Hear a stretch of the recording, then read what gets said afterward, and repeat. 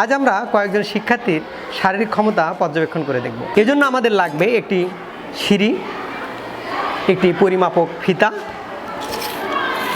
এবং একটি ওজন মাপা যন্ত্র। 1 2 3 4 5 6 7 8 9 10 11 12।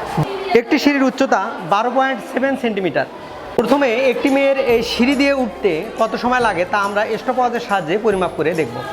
এবার আমরা সাদিকার ভর পরিমাপ করে দেখব এবং সাদিকা যত দ্রুত সম্ভব সিঁড়ি দিয়ে উপরে উঠতে কত সময় লাগে তা পরিমাপ করে দেখব।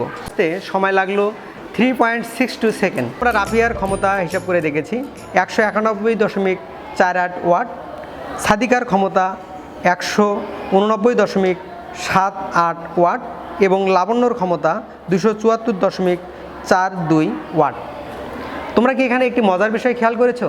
যার সিঁড়ি দিয়ে উপরে আসতে সময় লেগেছিল বেশি তার ক্ষমতা কম, এবং সিঁড়ি দিয়ে উপরে আসতে যার সময় লেগেছিল কম তার ক্ষমতা বেশি।